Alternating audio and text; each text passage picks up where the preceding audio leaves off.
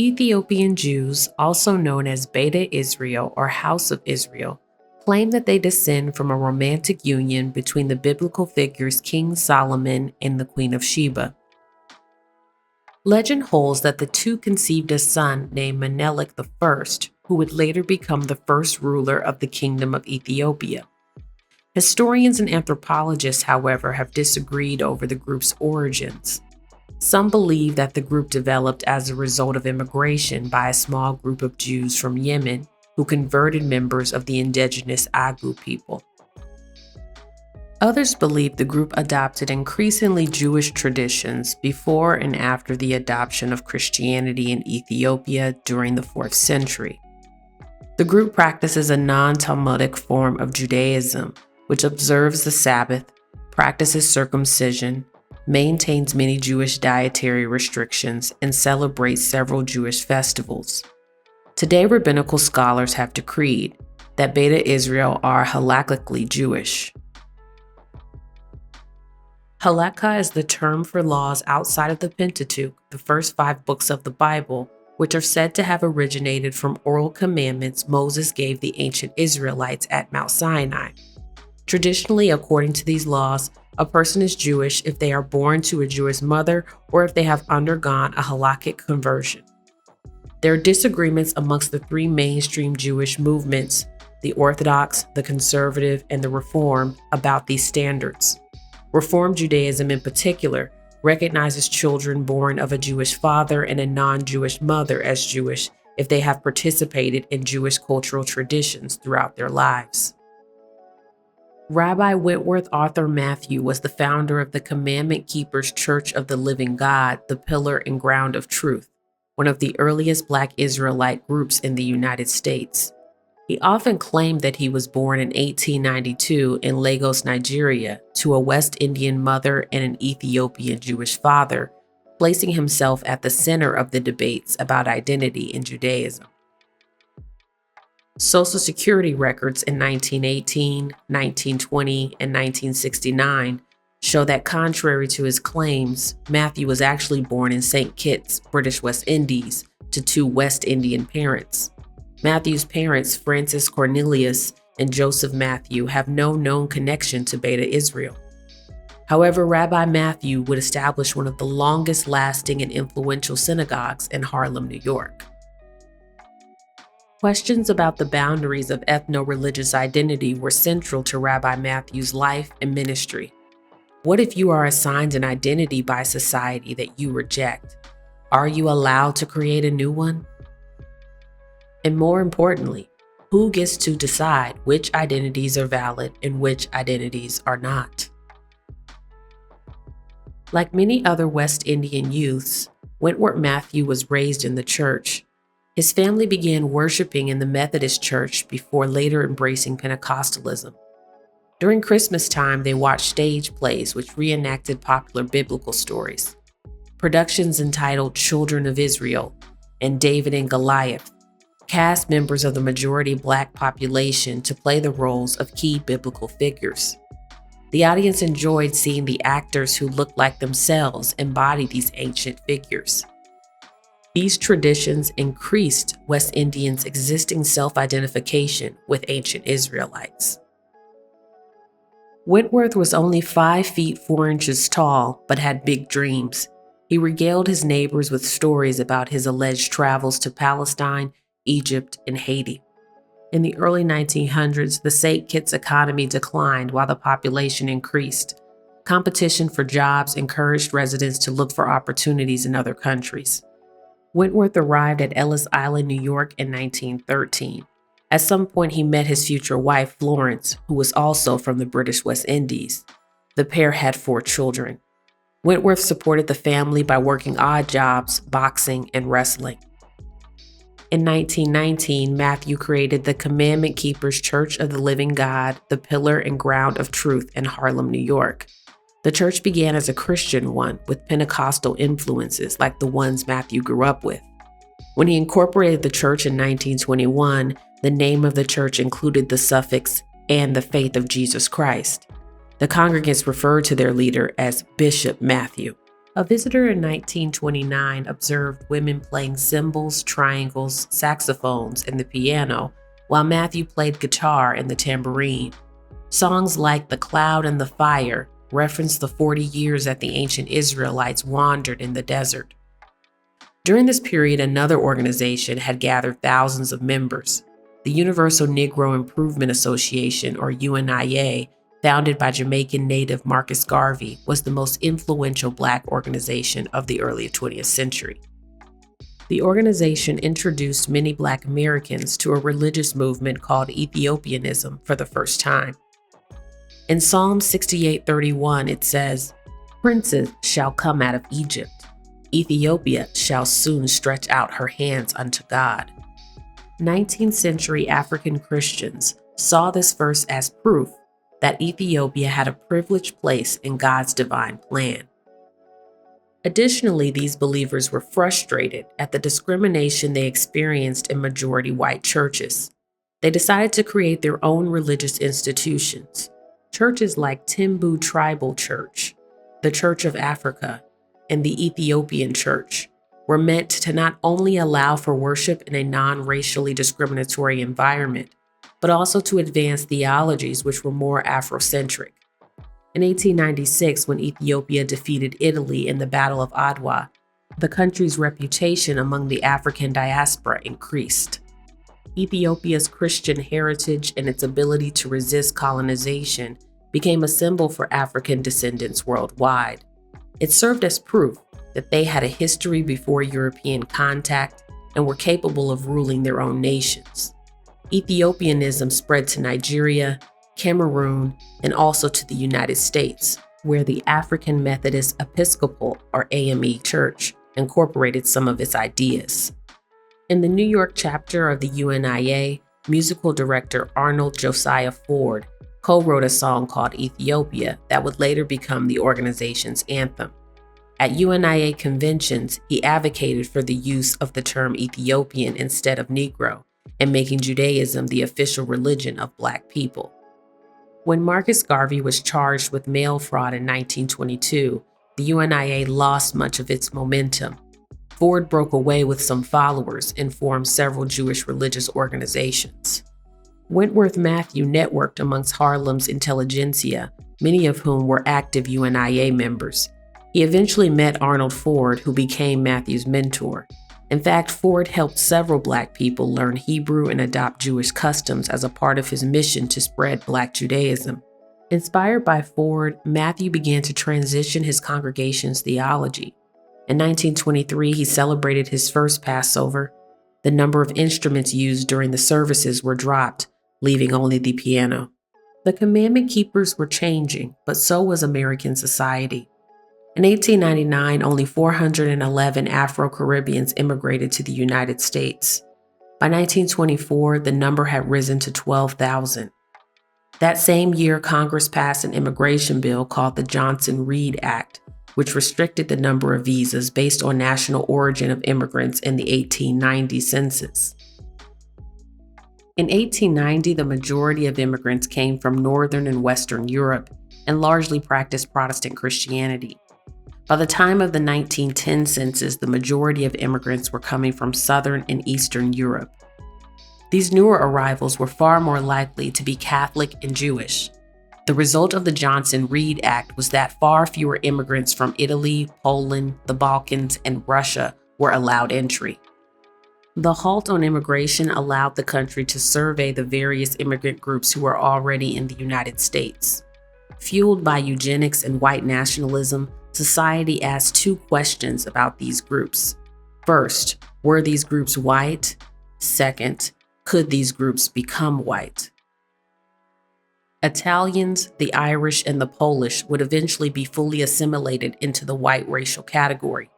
This led to more opportunities, less discrimination, and a higher quality of life for them. However, this simultaneously deepened the white-black color line, and the exclusion of Black people became more acute. More discriminatory laws excluding Black people from public facilities and interracial interactions were passed throughout the South.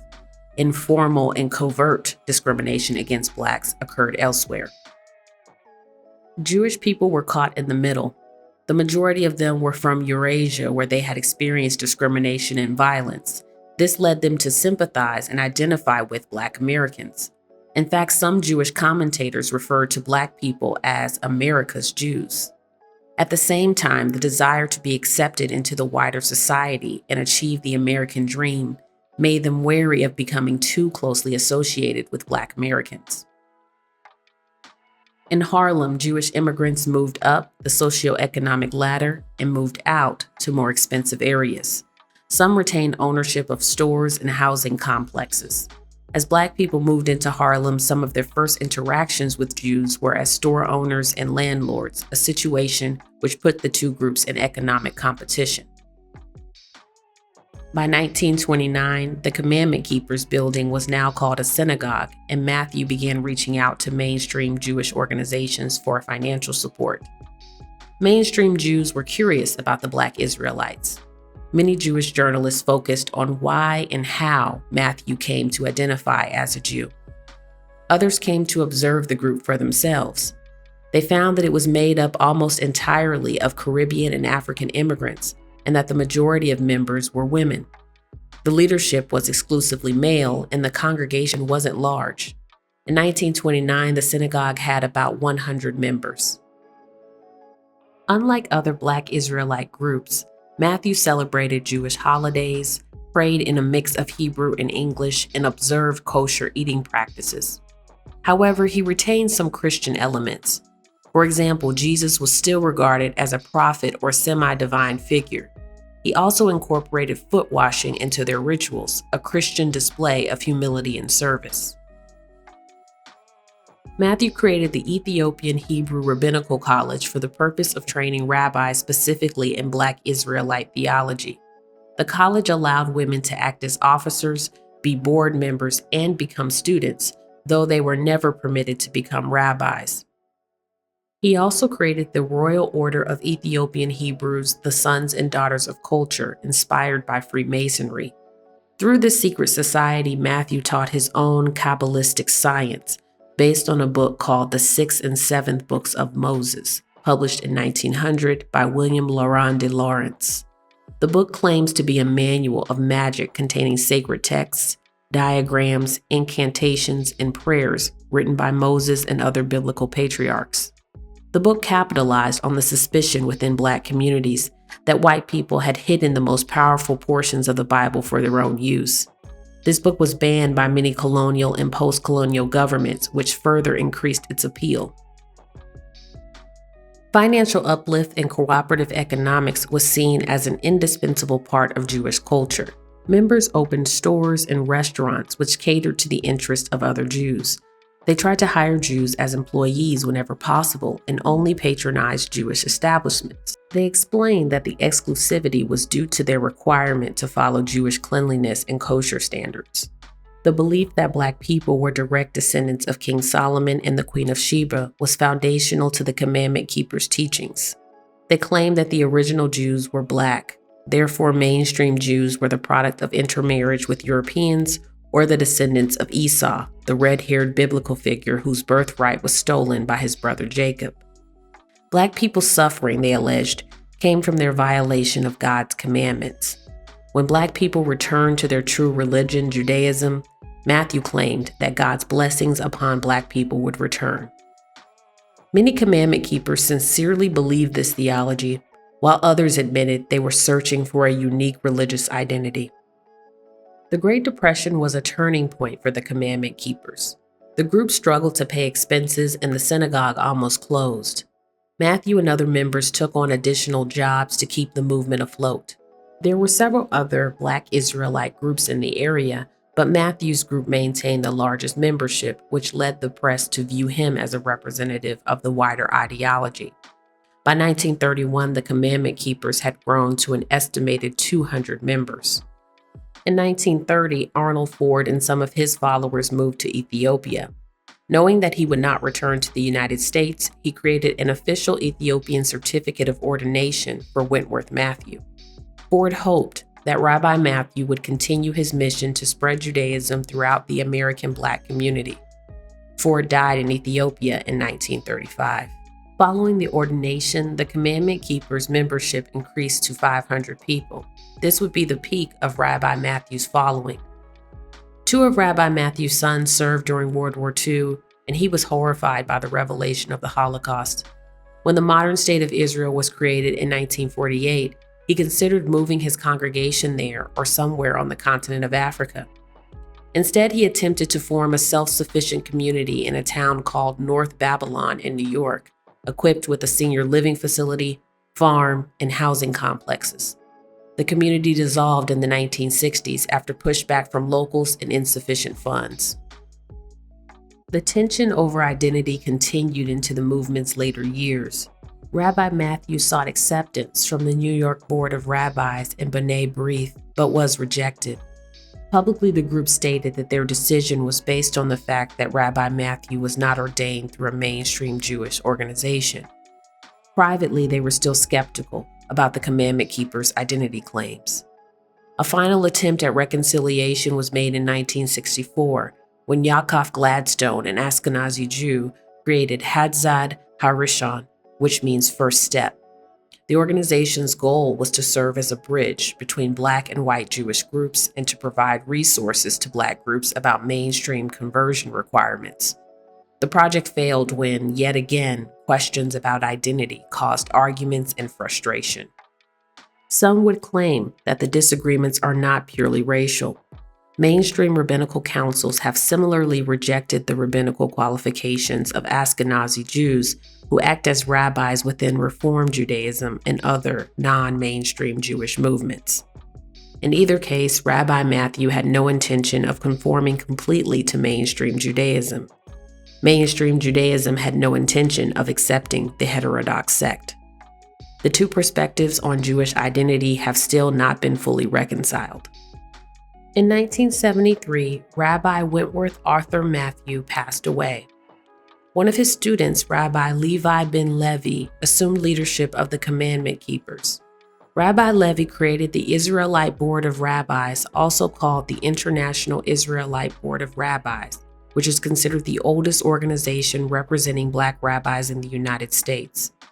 He also trained the board's next leader, Rabbi Capers Fournier. Rabbi Capers Fournier studied Israelite doctrine and obtained degrees in Jewish learning and leadership from Chicago's Spertus Institute. And a first for a Black Israelite leader, Rabbi Fournier underwent a mainstream conservative Jewish conversion. The conversion was a part of his larger vision to unite the Black Israelite and mainstream Jewish worlds. This goal has been somewhat achieved.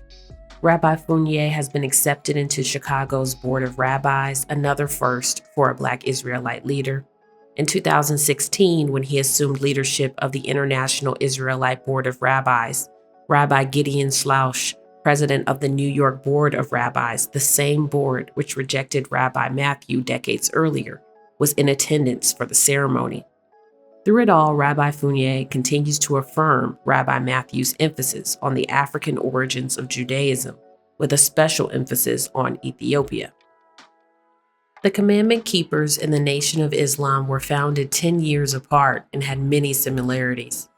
Both groups claim that the Bible had been misinterpreted in ways that erased Black Americans' true ancient identity. Both groups promoted economic independence and eschewed welfare programs for their members. Both groups believed that salvation for Black people was outside of Christianity. Both groups also resisted full assimilation into the mainstream religious groups that inspired them. They didn't want to be second-class citizens again within these groups, which had their own prejudices and biases. They no longer wanted an identity that they could not control. In the battle for humanity within the United States, they needed a religion that challenged the lies of racial essentialism while also promoting racial dignity for their people.